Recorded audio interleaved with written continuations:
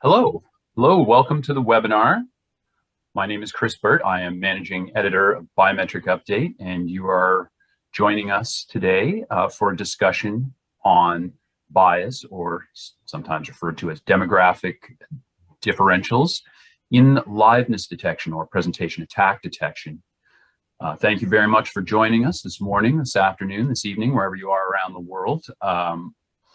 We are very fortunate today, pleased as Biometric Update and IDR&D hosting this webinar to be joined by Alexei Kitrov, who is founder and president of IDR&D. IDR&D engaged with this issue of bias in liveness and did some work with Bixelab, one of the leading biometric laboratories in the world. So we are also joined by Bixelab Managing Director Ted Dunstone. Thank you for joining us, Ted, and thank you, Alexei. Ted is also a founder of Biometrics Institute and spent a long time as a technical panel chair. So we have a lot of technical expertise on the panel today to talk about this important issue. We're going to start with some sort of baseline assumptions about the understanding that everyone joining us today has. We're not going to explain what face biometrics or facial recognition is, how they work in general terms. We're going to talk a little bit more about bias, about presentation attack detection and liveness, and how those things fit together instead. IDR&D has produced a paper as a result of the engagement with Bixelab, which we're going to share in the chat today. And Bixelab, having presented or having worked with IDR&D to develop an independent test methodology, also has a lot of material and helpful resources to share with us. So this is an important issue for security in face biometrics and also for trust that stakeholders can have. We're going to be getting further into that. Most of you will be aware already that authorities, including the US National Institute of Standards and Technology, have already engaged with the issue of bias in face biometrics, and standards are in development. We're going to touch on that as well.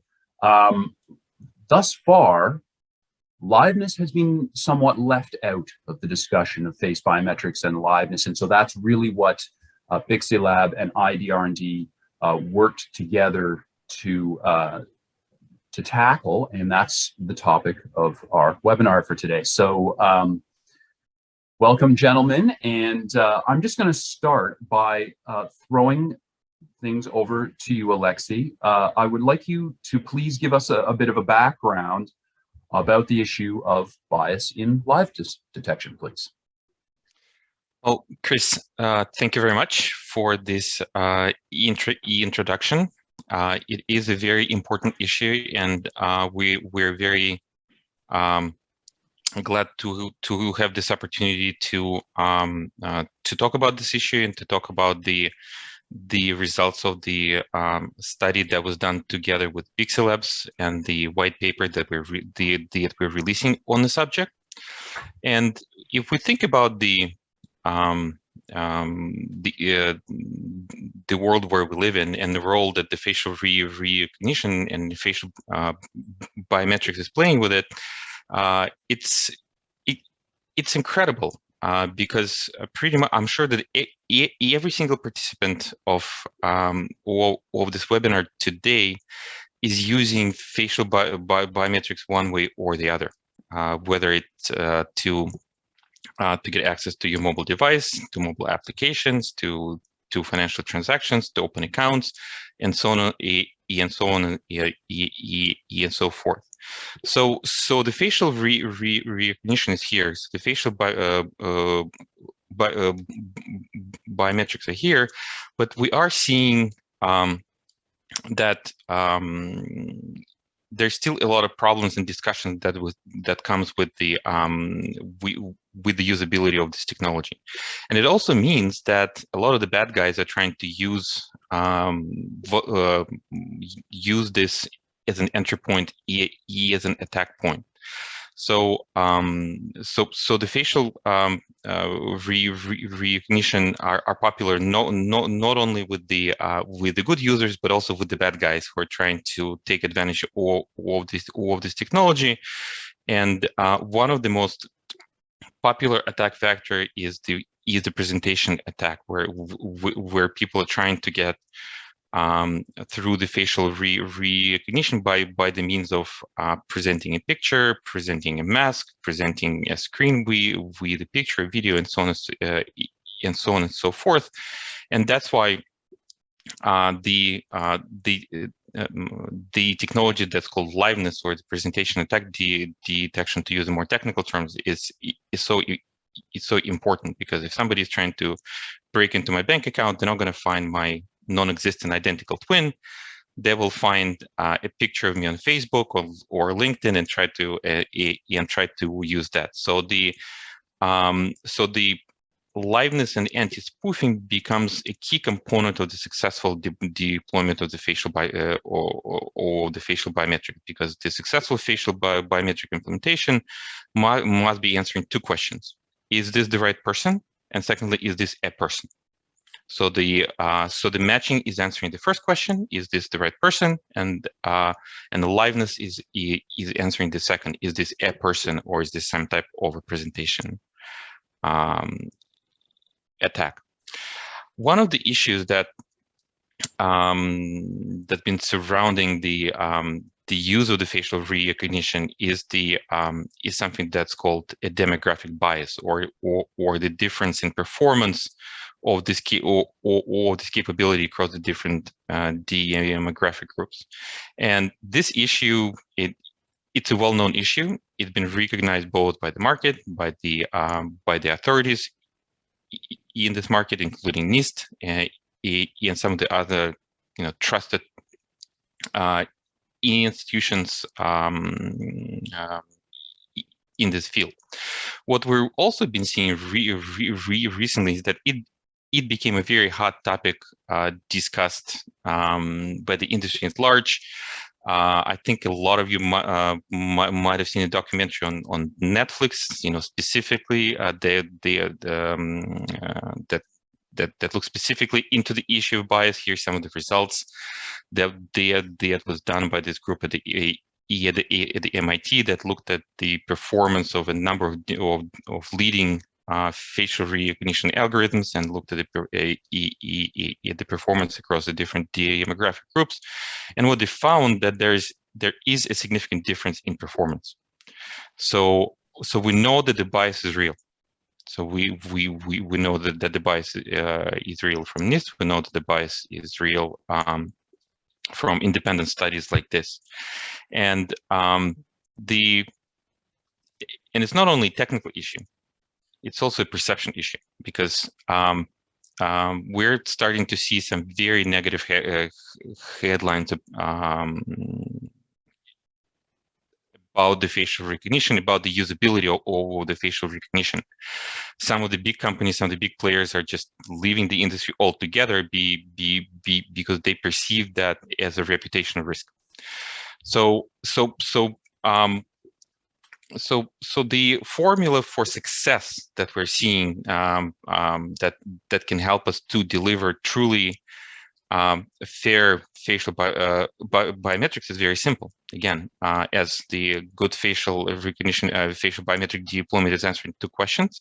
There are two components in delivering fair facial biometrics. One is the fair facial matching, and second is the fair facial liveness. So the formula is simple. Fair facial biometrics means fair facial matching multiplied by fair facial liveness. And the industry has been working actually quite a lot and put a lot of efforts in addressing the bias in the facial recognition field. So because it's been a known issue, there's been a lot of effort in the industry. It started back in 2002, 2003, but over the last few years, we've seen a lot of efforts, from the key industry players, from the standardization bodies to address it. NIST done a lot of work around that. We mentioned some growing public interest in the issue, and we're seeing some of the latest moves here is that, and Ted can talk more in detail about that, around some of the initiatives around ISO and standardization in performance of facial matching across different demographic groups. What we haven't seen up until this point is any discussions about bias and liveness, right? So we talked about the problems in matching itself, but very little about bias and liveness. And this is why the study that was done by IDIDR and Bixi Labs is so important, because this is the industry's first attempt to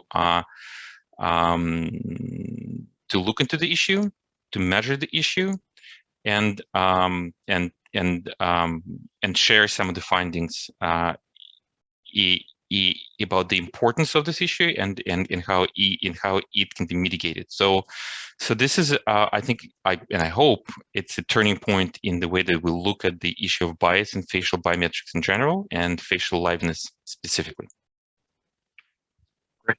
That's a great overview and gets us right into the issue. I just want to mention that for those of you in the audience who would like to read a little bit more about the background, who are looking at some of the developments that Alexei just mentioned going back a ways, just go over to Biometric Update, use the search field. We've got articles on every one of those developments, and we'll continue to do so. Now, in this case, IDR&D recognized this problem and felt that it needed a test that had independent backing, right? An independent third party that could bring not just clarity, but that the trustworthiness that comes with that independence, right? So IDR&D engaged with Bixi Lab. The report is now complete. And so I wanted to turn to you, Ted, and ask about the, how we arrived here with face biometrics testing, and how you approached this, what was really a pioneering effort to establish this methodology and expand testing into this domain. So yeah, could you give us bring us up to speed on that, Ted? Sure, thanks, Chris, and thanks, Alexei. We were Bixi Lab is one of the very few labs around the world that has NIST accreditation to do PAD evaluations as well as technology evaluations. And we were really excited when IDR&D approached us to talk about doing this type of evaluation, because as Alexei correctly said, this is very important, and it's one of the missions of laboratories to help make sure that algorithms are operating fairly and transparently. So it was a great opportunity to work with a set of technologies that were really, where the societal imperative for getting this right, as Alexei mentioned, with all of the media, was, really, we think this is a really key part of building that trust in the technology. And so we were able to take the principles and practice that we bring to all of our other sorts of evaluations, in terms of making sure that we have good confidence intervals, that we utilize best practice for doing the assessments. And we can talk a little bit later about some of the correlations between the work that we did and the ISO 19795 Part 10, which is the draft standard that's under development in this area. But ultimately, standards do take a while to develop. And this is a hot issue. And so I think it was a really great opportunity to put a framework together. And it's the first. We're very proud of the work that we did in this area, and we think that it will stand up to scrutiny. But, you know, this will be an evolving field, and we welcome feedback as we go through. Very good. So this is coming, as you say, Ted, well ahead of the standard work. But like the standard work, it's a work in progress. Will evolve over time. I mean, I think participants will generally be familiar with this need for gradual improvement in these processes. But I mean, you know, we've already, you know, Alexei was alluding earlier to the common use of this kind of technology all over the world for, you know, for really important processes in people's lives. Now, Alexei, I was wondering if I could go back to you and just get you to talk a little bit more about overall performance, right, and why this is an important issue for IDR&D, you know, from a vendor perspective, right? Why is, you know, it's an accurate algorithm, right? It's you know, we're not talking any 50 or 70 or 80%. This is a highly accurate technology, but there's an issue here that you felt you had to address to make it as accurate as possible. So, you know, can you talk a little bit about that, and, you know, how these high numbers might not be high enough, and what your perspective is as a vendor there? Absolutely. So two important. I think you're raising two important topics with this question. So first is the topic of how accurate the technology is, and there is the ISO 30107 standard specifically for the presentation attack detection technology. IDR&D is the world's first company that achieved level 1 and level 2 ISO 30107 with a single frame liveness. And why single frame is important is because it allows for a very frictionless experience. Essentially, if you're utilizing liveness together with the facial matching, we use the same image that's been taken for the purpose of matching and apply the liveness algorithms to it. So we're not asking the user to do any additional steps for liveness itself. So it's a really truly frictionless experience because there's no user experience associated with it.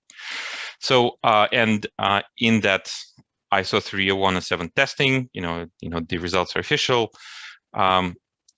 We pass with the flying colors. But what and this technology is being the traction, the rate with which it's being adopted is incredible. We very quickly saw our technology being deployed in about 70 countries worldwide, and that means that we're dealing with the truly global community, with the global population, with a very diverse population. So we and we've been originally we've been doing a lot of work specifically to improve the performance in general, just the general performance, and kind of chase these numbers and make sure that we provide this high level of accuracy. But once we start getting into the truly global market and some of the most diverse markets globally, we started seeing that the results are not even across different demographics, and that's where we realized that this is a very significant issue, and that's the issue that hasn't been discussed in the industry, and an issue that we must address. And one of the key things in addressing any issue, of course, is the ability to measure it. And that's where I think that it's so important to get trusted and respected specialists like and authorities like Pixie Lab to help us to and by us I mean the entire industry to learn how do we measure it, how do we define and how do we define this issue, what is bias, so we can then work against that line and build the technology that can that can truly be unbiased and fair to the customers.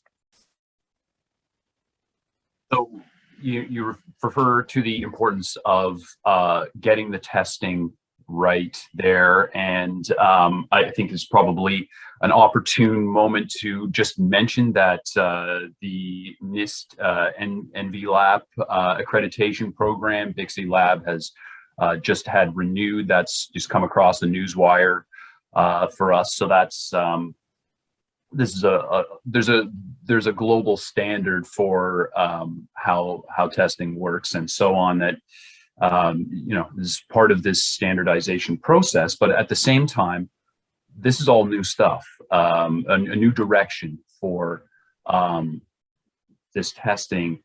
And so, Ted, I wanted to throw it to you to maybe talk about what's new. You know, we have some testing in face biometrics, as we've talked about a little bit.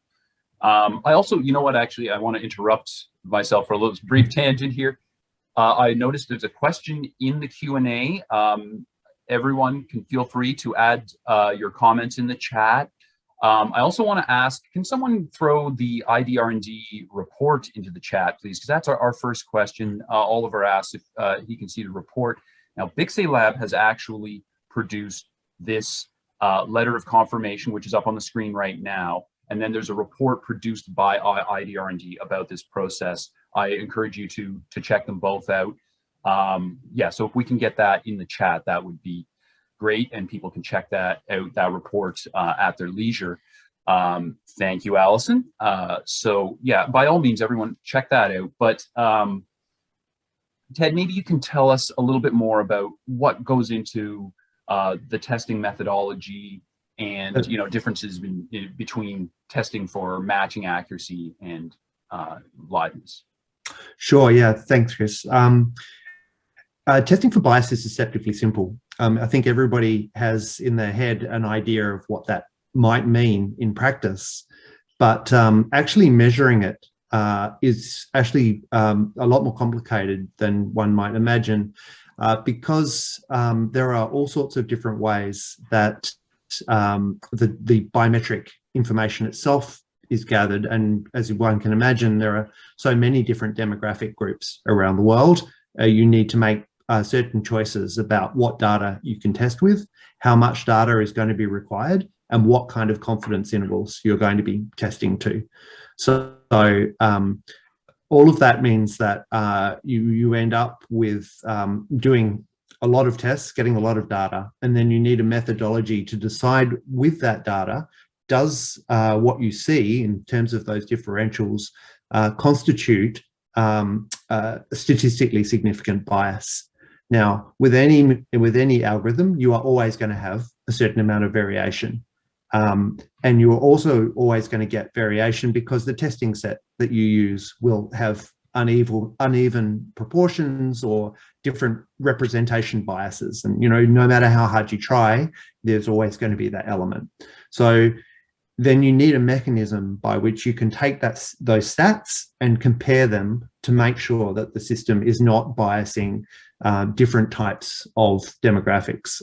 And so we broke our demographics into age, gender, and ethnicity. And basically, we were able to have a statistically significant number of those different groups. And basically, we looked at a number of different statistical tests to be able to compare those. They were in rough alignment with the 19795-10 ISO standard, which is early days. So it would certainly not say that they were in complete conformance. We had to make variations based on the sorts of tests that we were doing. And we also had some innovations which were driven through being able to cross-correlate our results against essentially statistical bootstrapping techniques. So at the end, we're quite confident that we have quite a robust mechanism by which we can say that the algorithm that we tested was fair from a bias perspective. It's key to note that fair doesn't mean that there's no bias. Fair means that the bias is within a tolerance level, and that you are able to operate in a way which doesn't significantly disadvantage any of those target groups that we just mentioned. Can you just briefly mention the BPCER versus APCER distinction for us, Ted? Just because it's there on the slide, I think it's quite important. Absolutely, it's a really crucial point of what we were measuring here. So the BPCER is the bona fide presentation classification error rate, and that is what we were measuring, and that relates to the chance of somebody being falsely rejected, in essence. So they would use the system, and the system would basically throw them out and say, that the system was unusable. So that's what we were measuring. The other rate is the APCER, which is the attack potential classification error rate, and basically that measures the likelihood of a spoof. So if somebody's coming through with a mask or something else, being able to do it, and that is what is measured through the classic PAD level 1, level 2 style attacks. And as Alexi mentioned, they have done those sorts of tests. So these tests were about making sure that the system performed fairly and doesn't disenfranchise people when they actually go to use the app. Not that it's not measuring the likelihood of a misclassification on an attack.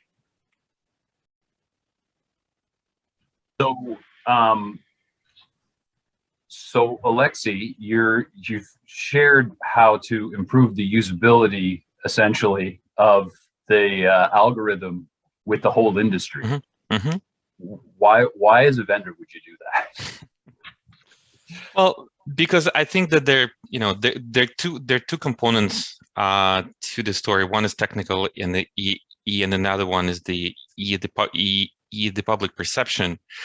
And I think that we as a vendor is one of the leaders in the space. We have a real responsibility to help to address both. And because of the nature of what we're dealing with, and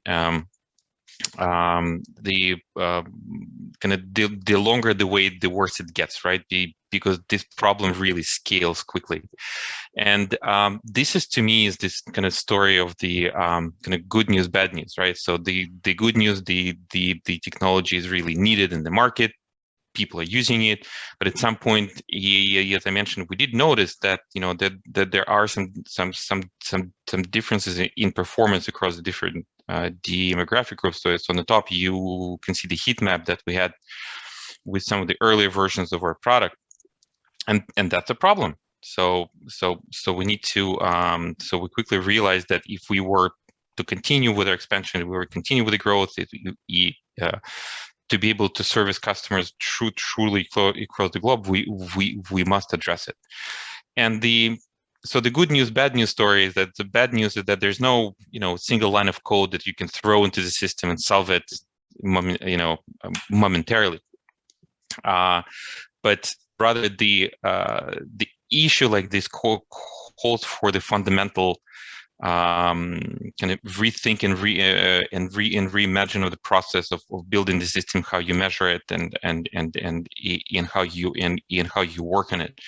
And for the AI based algorithms that we're using, it means that it starts at the data collection, because you need to collect the right data, the right amounts of data, the data that correctly represents different types of demographic groups, and this is the correct mix. Then we train the algorithms in the way that that helps us to deliver the fair result across all the demographic groups, and then we test it internally, not only on the overall performance, but performance on the different groups against each other to make sure that we have this fair representation. And in the end of that process, then yes, we can get to the the unbiased product, to the product that we can submit to the independent testing and get the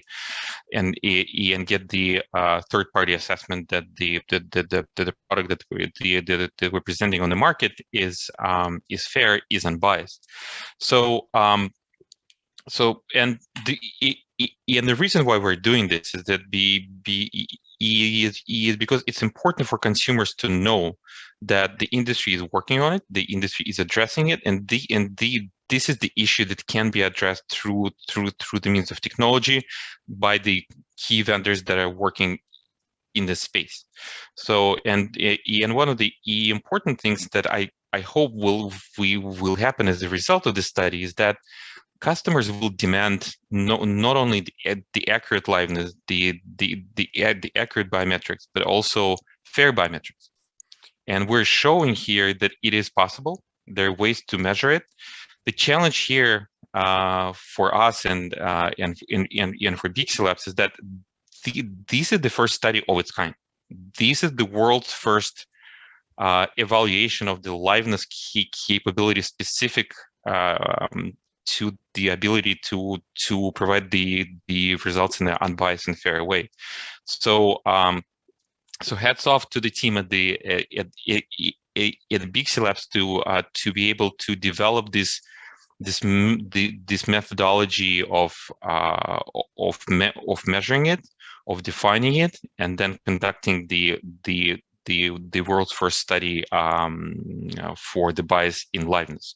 So we really hope that that this is just the beginning of the process. That and Ted will probably talk more about it. That we see that in the future there's going to be a lot more activities around this issue by the independent bodies like ISO, like NIST, and we also hope that the other vendors in the space will follow the suit, and then the customers will demand the fair liveness from the vendors.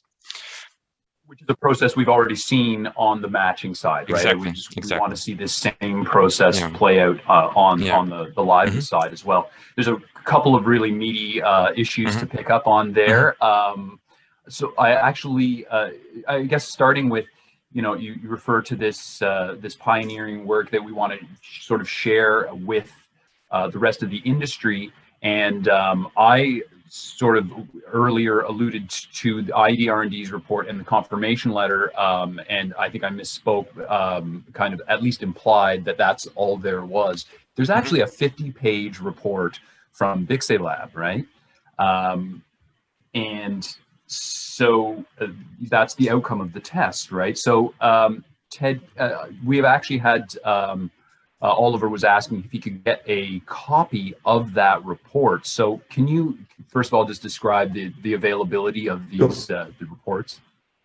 Yeah, well, sure, we'll do both. So the first thing is, as with any testing report, the report belongs to the people that have commissioned the test.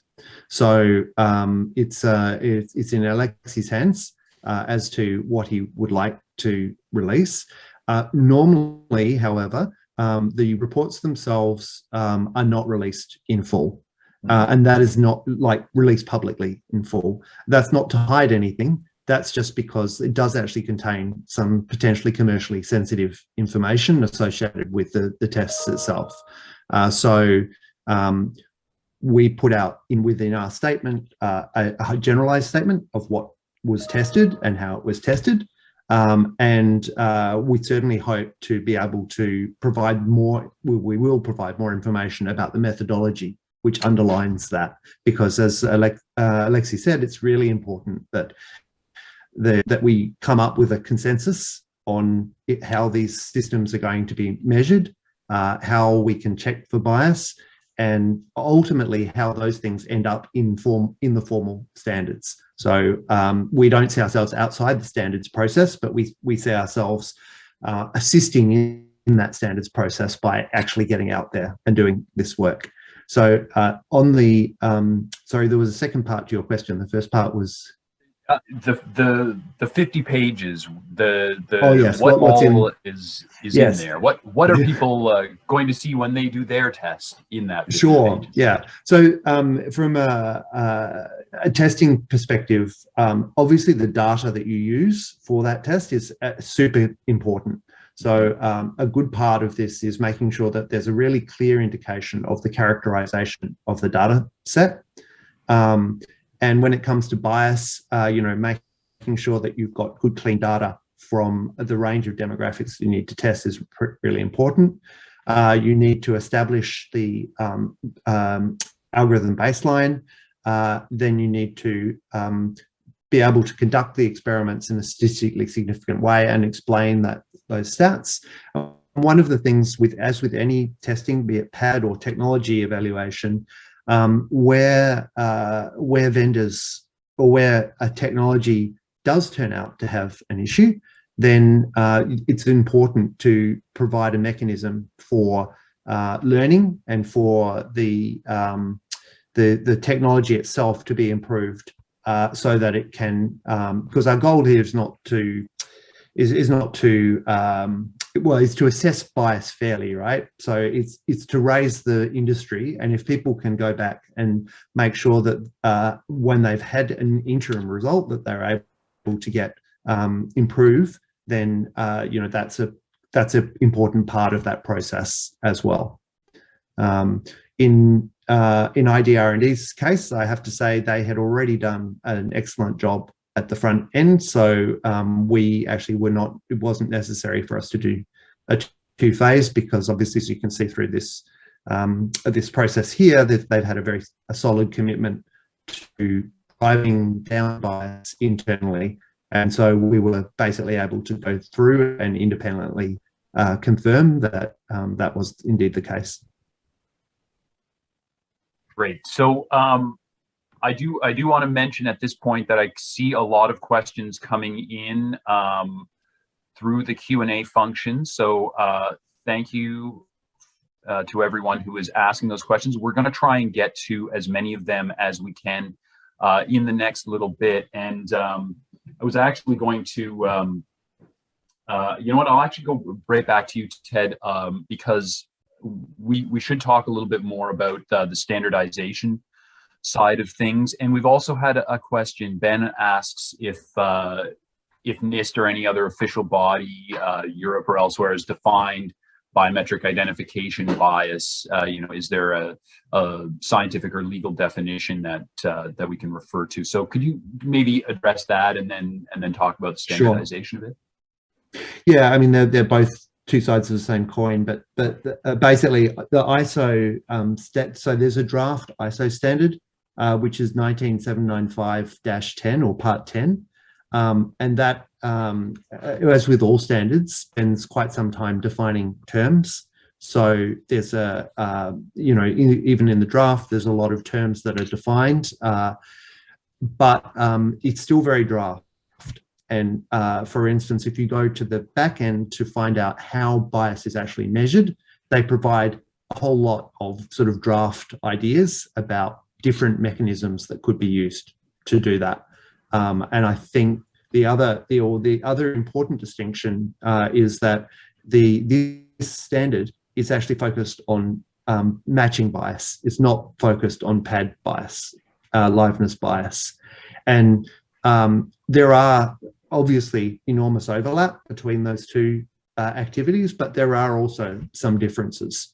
So, that I think we would hope that through involvement in ISO, we will probably expand that standard to include PAD, or I guess it's also possible that there may be a split standard where you get another part that specifically addresses liveness.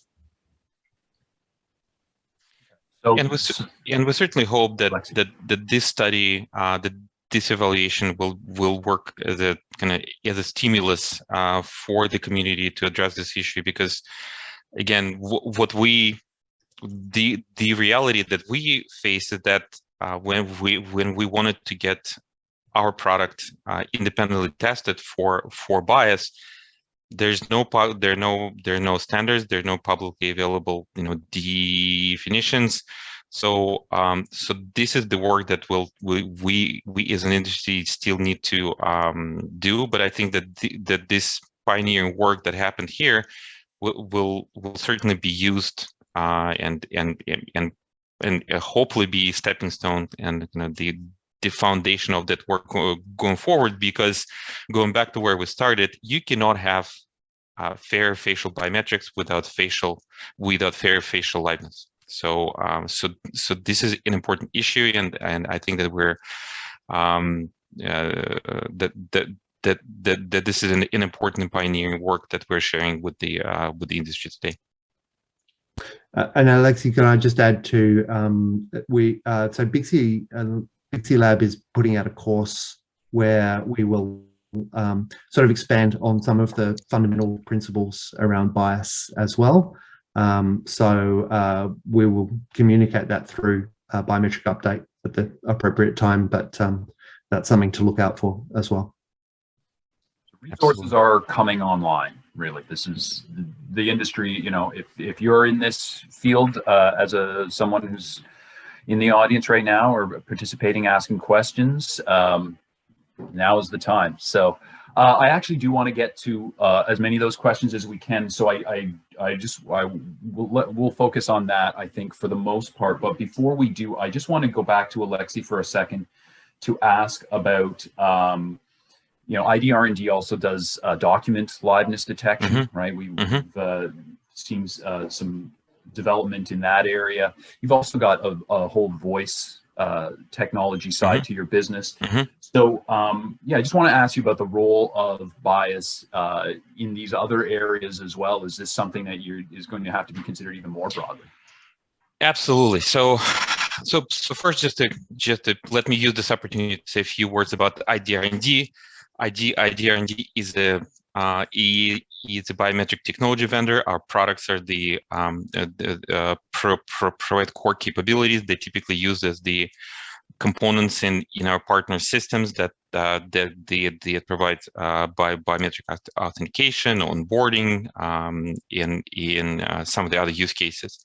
We've done since launching ID Live Face, that's the facial liveness product, in 2019. The traction was amazing. Now we're doing tens of millions of transactions on a monthly basis. So it's really been picked up globally. I mentioned we have deployments in over 60 countries. And we're taking the concept of liveness really across many modalities where biometrics are being used right now. Along with the facial liveness, we have a similar product for voice, where we can distinguish between a voice of a person being spoken to we distinguish it from the recording of the voice or computer generated speech. And if you think of the deep fakes, the deep fakes are becoming popular in face. You know, we all seen the video with Tom Cruise and dancing and all this great stuff. The similar process is happening in the voice world as well, where maybe you've seen last week Amazon announced the capabilities where Alexa can read fairy tales with the grandma's voice, which is a great use of a technology. But of course, any technology can be used for good, but also for bad. So the bad guys are starting to use these capabilities as well to try to spoof voice-based security, voice biometric-based security systems. So the matter of liveness is increasingly important, not only in facial biometric, but also in voice biometrics and the other modalities. Finally, we just released a new product, ID Live Doc, where we're looking at liveness for documents. So this capability, again, we're not distinguishing whether it's an authentic document or not. We're just making we're just answering the question whether there's a document in front of a device versus a picture of it versus a printed copy of it, and so on and so forth. So the liveness, the concept of liveness, is becoming one of the cornerstone of all the security systems that we're seeing out there. both in facial biometrics, in voice biometrics, in identity verification, and so on.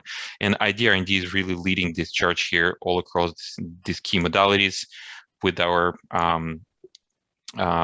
with our leading R&D capabilities. So we're typically trying to deliver either unique or industry first key capability to address these issues.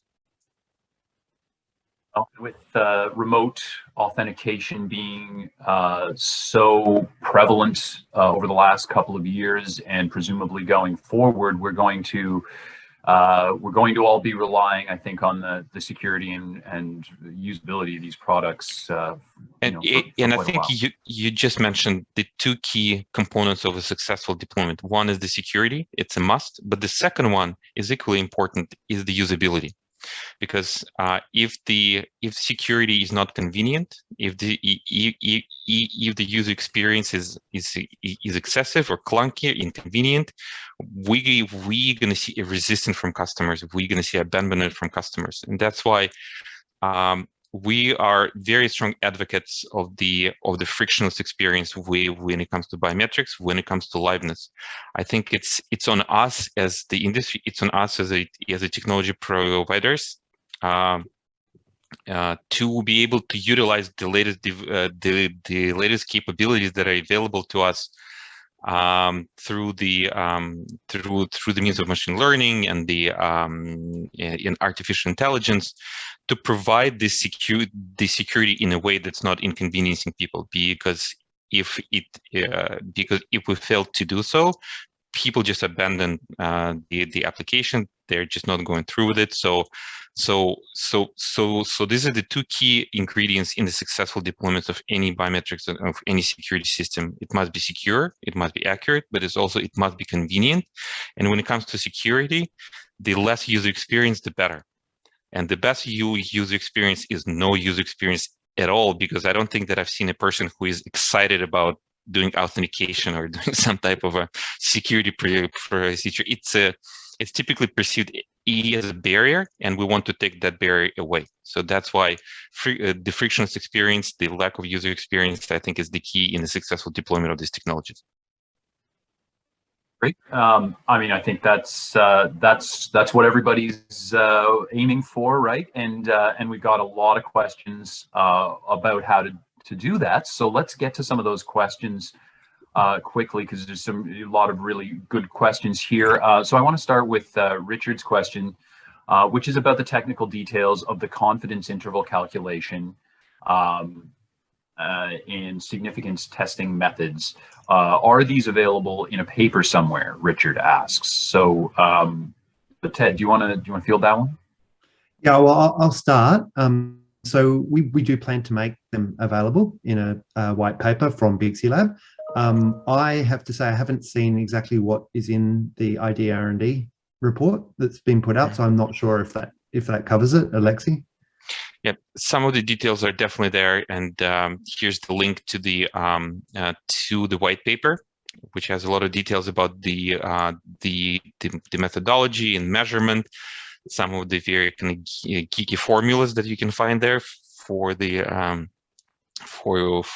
people who appreciate those. So I would really encourage everybody to download this white paper and take a look at it. We really tried to kind of distill the process and information that we received through this evaluation process with Bixi Labs into this white paper. But if there are more questions, we'll be happy to answer in detail. Sorry, go ahead.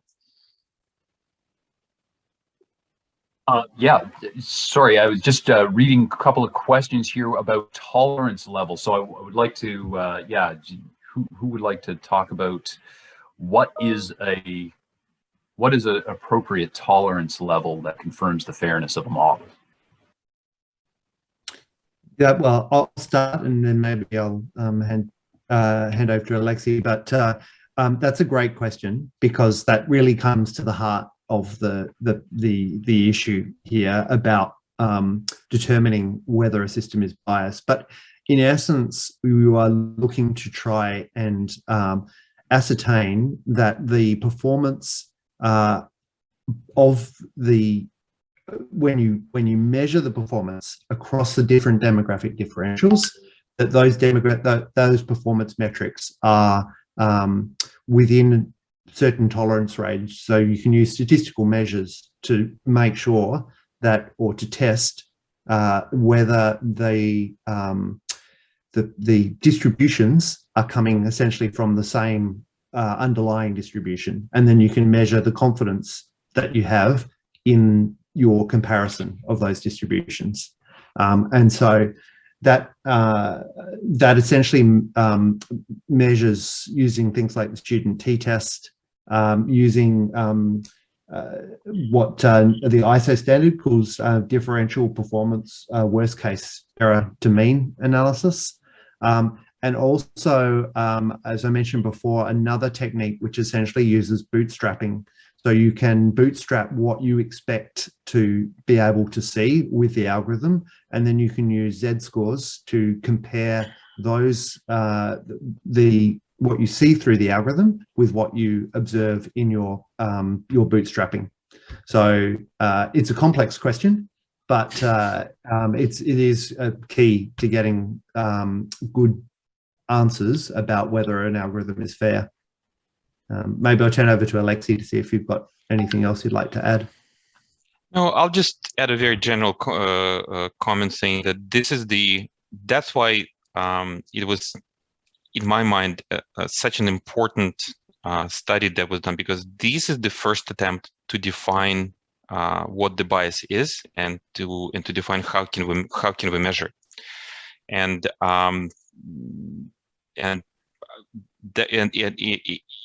that's where the expertise of Bixi Labs was so important in this process, and the experience that you have, through the Biometric Institute, and you work with ISO and some of the other industry bodies played such an important role here.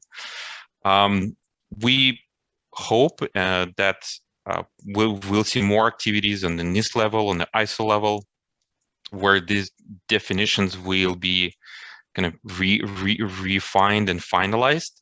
Again, I don't think it's I don't think it's a vendor's job to make those definitions. It's our job to make sure that our products meet those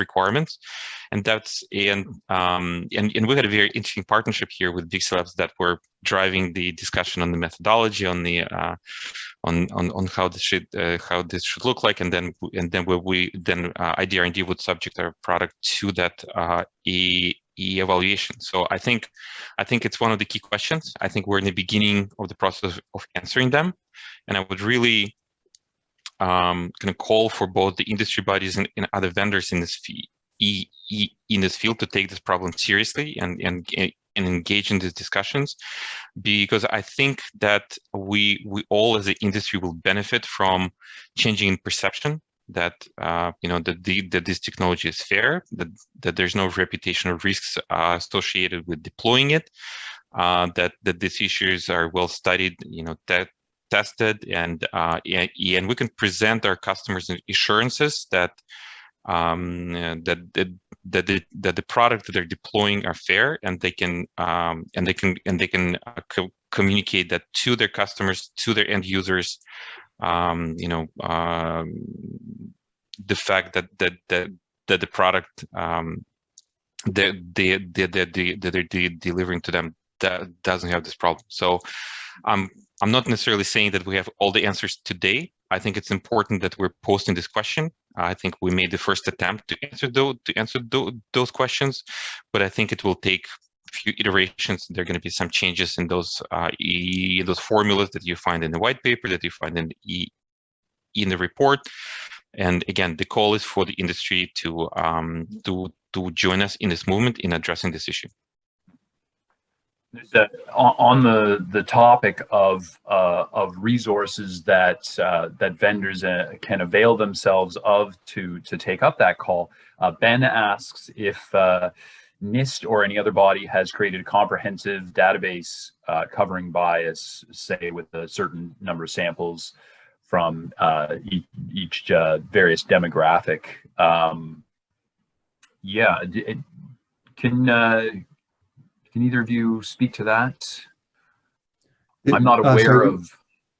This was the question is whether there's a database that is like a labeled database available. Is that the nature of that question? Yeah, I'm interpreting it as as a reference image database with a certain number of reference images from each demographic. Yeah.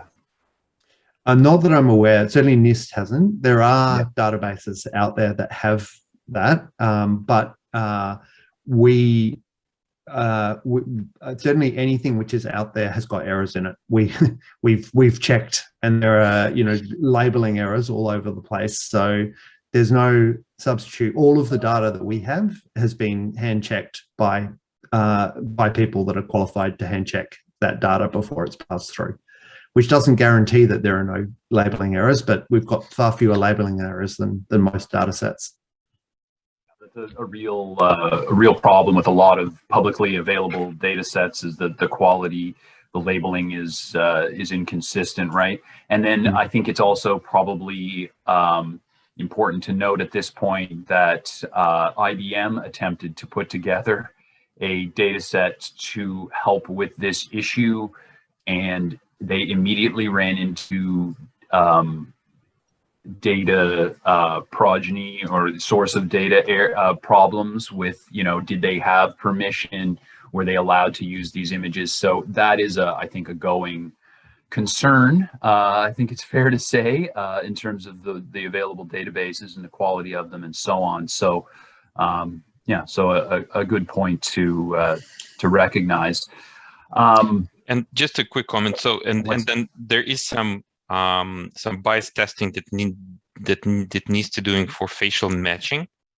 So I assume that they have some databases that they use for that process, but I'm not aware of any databases that are used for liveness testing. Yeah, so that's a great point. And that's a very important distinction between what we've done here and what was done already by NIST. Yeah, that's true. Although it's worth pointing out too that the NIST database for that testing is also not publicly available, to the best of my knowledge. So they're not necessarily for bias. They're not necessarily publicly available. There's a lot of work. It sounds like that remains there. Let's see if we can knock off a few more of these questions. Thank you to all attendees for asking all these questions. There's a lot of interesting thoughts and questions. But let's go to Loretta has a question. Does IDR&D have summary reports providing the results of matching bias in their products? And would you kindly provide links to that in the chat? Is that in the report, Alexi? Oh, no. And the reason for it is that IDR&D does not do matching. IDR&D product called ID Live Face does the liveness. So in our product is being used, is typically used together in conjunction with the matching algorithms, with the matching products that are done by other companies. So we are liveness specialists. Our product is designed specifically to address the issue of liveness, not the matching. This goes back to what you were explaining at the beginning, right? About how the bias can come in, or errors can come in on the matching side, can come in on the liveness side. You can have a wonderful matching algorithm that identifies this person matches this driver's license photograph or whatever, but then you run your bias algorithm, and if it is not as fair, then the person gets rejected, and all the license fee you paid for the matching is returned you nothing. So that's or negative. Yeah, worse than nothing. Yeah. Great. So that's let's move along to Daryl asks, is the research on addressing bias based on algorithm, has there been any work in areas of hardware such as the camera and lenses? So a whole other kettle of fish here being raised. Alexi, do you want to say anything about that? Yeah, we'll definitely. So generally speaking, what we're seeing is that, of course, the better quality images you get, the better analysis you can provide. So we've done a lot of work and then again, that goes back to this whole cycle of constantly improving your product, because and managing the data set that you're using for training and testing purposes, because it only works if it fairly represents what's going on the market. So, and if the market is using, if your consumers, if your end users are running this on old phones with the cameras that are 5-6 years old, it's not their problem, it's your problem. So it's our problem. So it's our responsibility to make sure that the technology works fairly across not only demographics but also various points of input. So we definitely do a lot of work to make sure that we have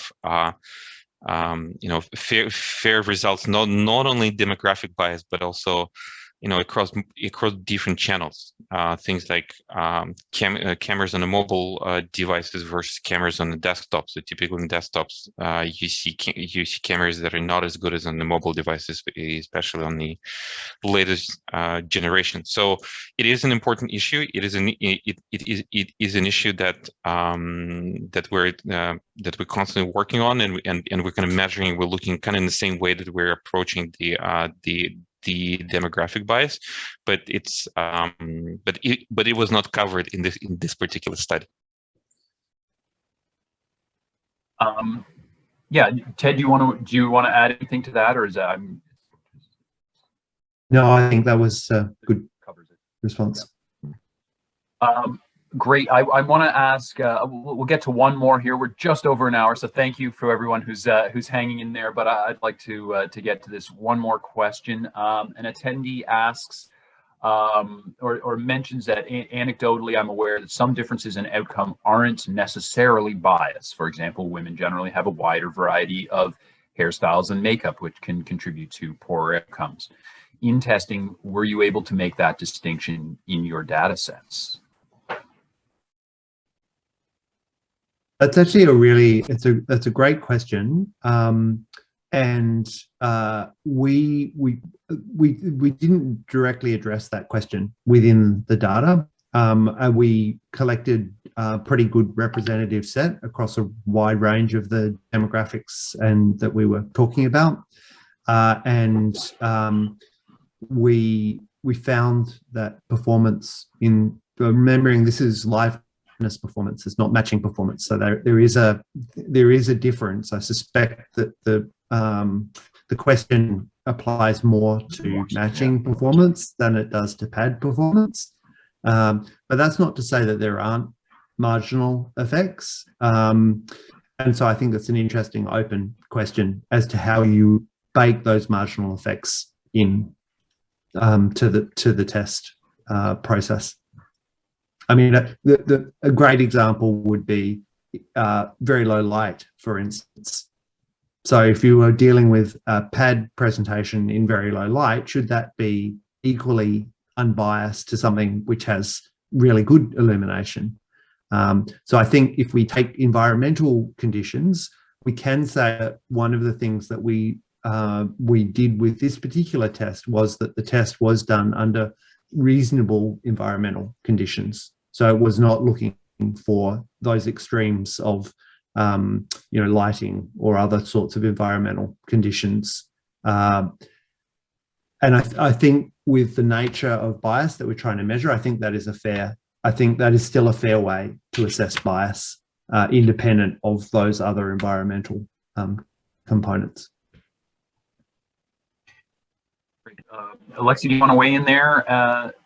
at all, or does that cover it off? I think it's a great answer. That's all we need to know. Yeah, I think that's probably about all the time that we have.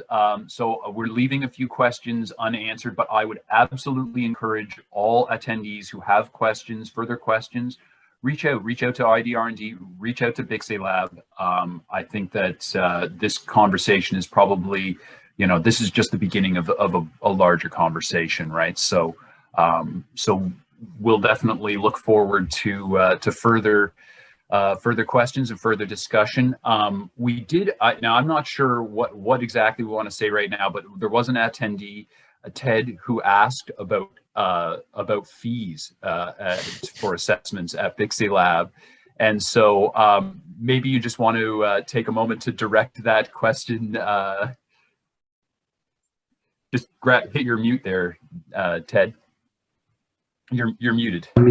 Yeah, I was going to say I would encourage anybody that's interested in testing to reach out to us, and we're happy to have a conversation about that. I think it is fair to point out, though, that any of these types of tests involve a lot of moving parts, and they are very good value for money, but they're not cheap. That's the way I would say it. When you're not inventing new tests. What was that, sorry? Even when you're not pioneering it. Yes, even when you're not pioneering, it's testing involves lots of pieces that need to come together to get out an unbiased and good independent report at the end. And we pride ourselves on the quality of the work that we do. Very happy to have discussions with people, obviously, about the value that we're able to offer. Great.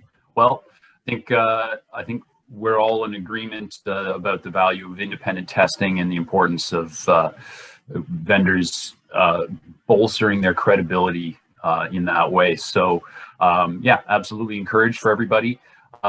Please check Biometric Update, check out that report that's there in the chat. There's a couple of other really interesting points and links posted in the chat as well. So everybody, thank you for joining us. Thank you for engaging with this issue. I really want to especially thank Ted for joining us very late in his evening and offering his expertise. Thanks so much for all the explanations and answering these questions. And and thank you. It's always a pleasure, Alexi, chatting on these webinars. So I think we better let everybody wrap up, but it has been a very interesting discussion, and I look forward very much to the next one. Thank you very much. Thanks, Alexi. Thanks, everybody. Take care, everyone. Have good days. Bye now.